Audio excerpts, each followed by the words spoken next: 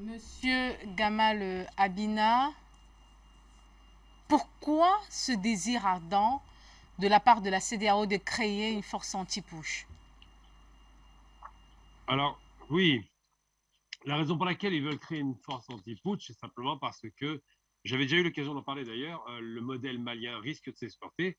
Donc, c'est pas tellement contre le Mali, parce que c'est déjà installé, le Mali est pérenne dans sa position politique.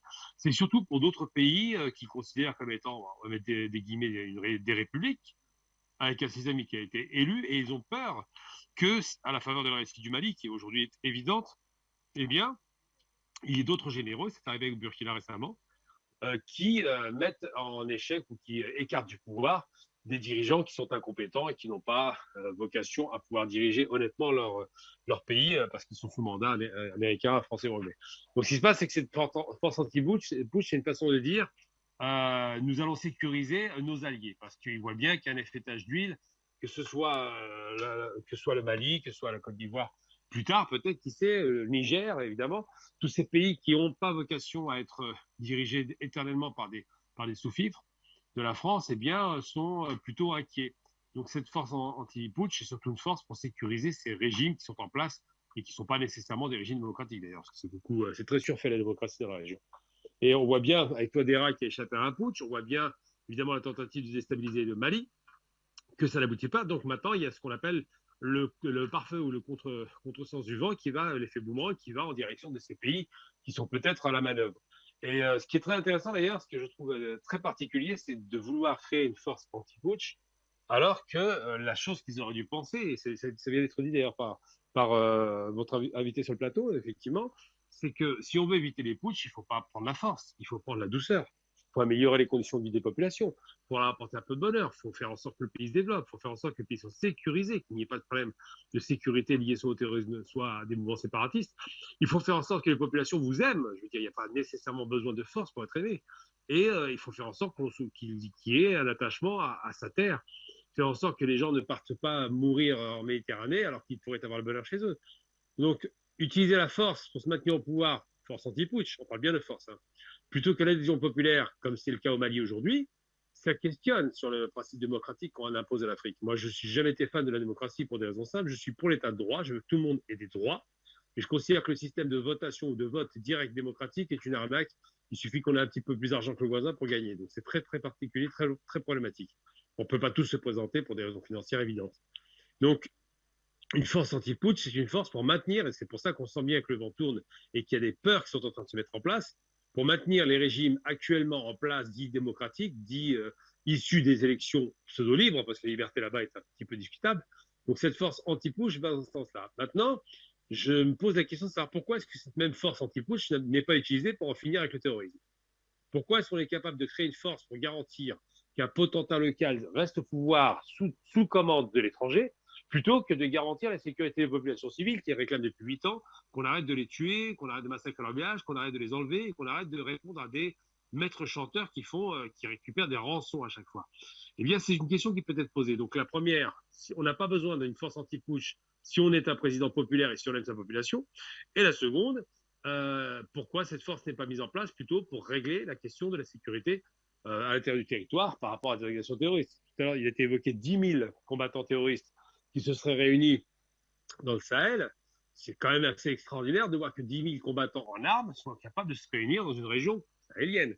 On se demande comment ils ont fait pour pouvoir se réunir sans être inquiétés par qui que ce soit. Il y a quand même dans l'opération 5 pays, le G5 Sahel, 5 pays qui interviennent, qui auraient dû, s'ils étaient des pays sérieux, qui auraient dû en finir rapidement avec ces forces combattantes terroristes. Eh bien non, manifestement, ce n'est pas réglé. Et donc, cette fameuse force anti-putsch est simplement une force de dissuasion pour dissuader qui?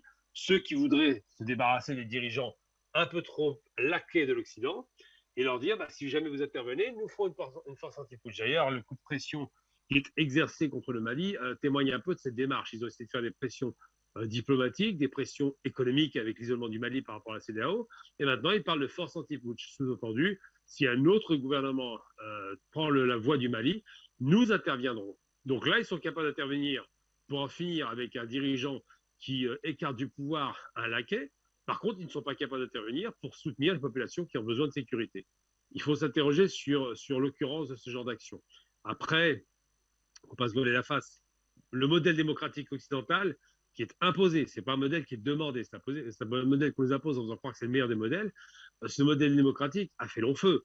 Il y a des pays dans lesquels, par exemple, la dictature fait semblant de faire des élections. On voit bien l'Égypte, par exemple, une élection fabriquée de toutes pièces. Le type a pris le pouvoir par la force, avec des scores fantaisistes, type 99% des voix, et qui ne dérange pas l'Occident parce qu'il est favorable à l'Occident.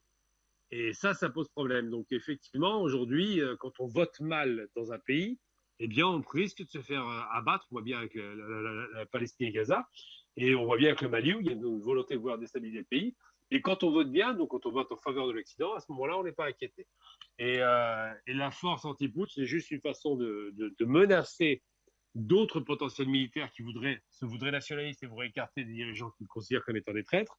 Eh bien, c'est une façon d'envoyer un signal très fort à destination de d'autres régions qui vont se déstabiliser. Et je l'ai répété plusieurs fois, que ce soit Touadéra, que ce soit le Mali avec Assimi Goïta, quel que soit le pays qui prend le modèle finalement sankariste d'un militaire qui prend le pouvoir pour libérer sa population, comme Kadhafi en 69, eh bien, ces modèles-là, on commence à les menacer avant qu'ils n'arrivent. Parce qu'il y a un effet tache d'huile, parce que le modèle malien semble porter ses fruits. 6 mois plus tard, plus de terrorisme, c'est presque un miracle. Et ça peut donner des idées à d'autres généraux dans d'autres pays, d'autres commandants, qui vont se dire bah, finalement, pourquoi pas faire comme les Maliens, puisqu'ils récupèrent la sécurité, puisqu'ils sont équipés de façon sérieuse par des militaires qui les forment sérieusement. Là, on parle de la Russie, on parle de la Turquie, on parle de la Chine, on parle de pays comme ça qui ne sont pas du tout sous la botte de l'Occident, et que ces pays-là, peut-être, pourraient nous montrer un exemple qui soit viable. Donc, c'est ça la question qui se pose. C'est une façon de menacer de potentiels coup d'État dans la région qui serait défavorable à la partie française, en gros, pour faire simple, la partie française, américaine ou anglaise, de dire que voilà, si jamais il y a à nouveau un coup d'État, nous interviendrons parce que nous ne voulons pas cet effet tache d'huile. Donc maintenant, moi, ce qui me rassure quelque part, c'est que déjà, ça consacre complètement la position malienne. Et surtout, ce qui me rassure, c'est que la peur change de camp. Parce que le Mali a sécurisé son territoire et que les autres, de l'autre côté, vont utiliser des artifices pour dire on garantira notre position, quoi qu'il en soit, par la force. D'où le terme force anti-putsch. Donc moi, je pense que quand on aime sa population, on n'a pas besoin de force anti-putsch. On a besoin de sa population qui vous aime et qui vous soutient. Voilà la question qui se pose. Ils ne répondront pas à ça, mais bon, pour répondre à votre question, c'est bien cela.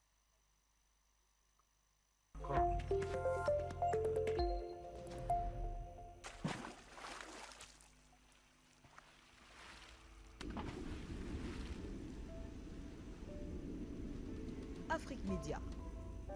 Le monde, c'est nous.